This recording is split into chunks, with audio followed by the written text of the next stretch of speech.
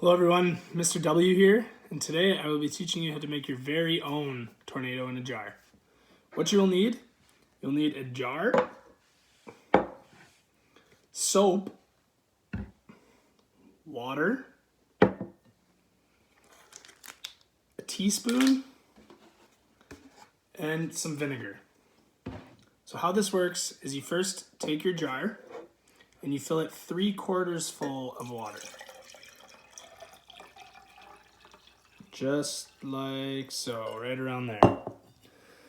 Next, you'll get a teaspoon of soap.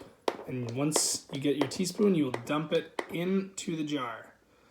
Just like so. Make sure it all gets out of there.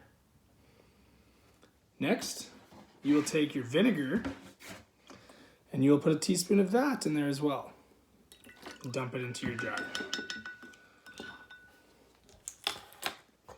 Lastly, you'll take your lid and you'll put it on nice and tight so it doesn't spill anywhere. Once it's tight, give it a couple shakes, just like so. Make sure it all gets mixed up.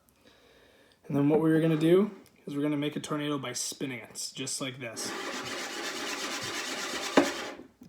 And there you have it, a tornado.